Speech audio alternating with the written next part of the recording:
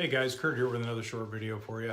Title of this one is 5% is still a great rate, and that's because it is. If you're considering a home purchase and worried about rising rates, I can make you feel a lot better about them.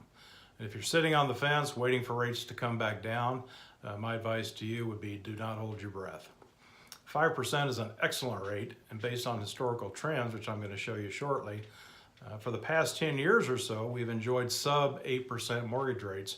But if you look back at a graph of the last 40 years or so, which I'm going to show you shortly, all the way back to 1971, you gain a different perspective about today's rates. And so I'm going to show you, I hope you can see this here, that is a graph starting way over here in 1971, and they're about 7% at that point. You can see back in the late 70s, early 80s, some of us remember that. Of course, I don't because I wasn't born yet. But we peaked out around 18% then. But if you look back over here where I've kind of drawn this blue line across there, you can see that for a very, very short period of time over the last 40 years, you can see that we've been below the 6% mark. Everything else above that is above 6%. So when you start to look at it in that perspective, the last 10 years, which was obviously a reaction and a result of what happened back in 2007, everything else, if you want to talk about a norm, hovers around 10% in terms of an average over that 30-year period.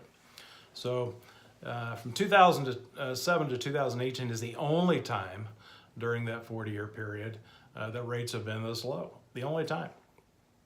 And so the average for that 40-year period, as I said, is closer to 10%.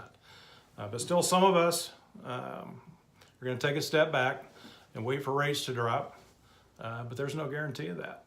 So they will likely go higher, at least for the short run anyway, based on the obvious. The markets are saying it, everything is going in the right direction right now, and so it's reasonable to assume that mortgage rates will do the same thing. However, if rates do drop again, they will likely be in response to a more serious global event, which is likely to impact values in a negative way. So you get a better rate, but you lose some of your equity. I'm not sure which one's better in that sense. I would lean more towards I'd rather have the equity than the rate. There is no universal advice here because everyone's personal situation and needs are different.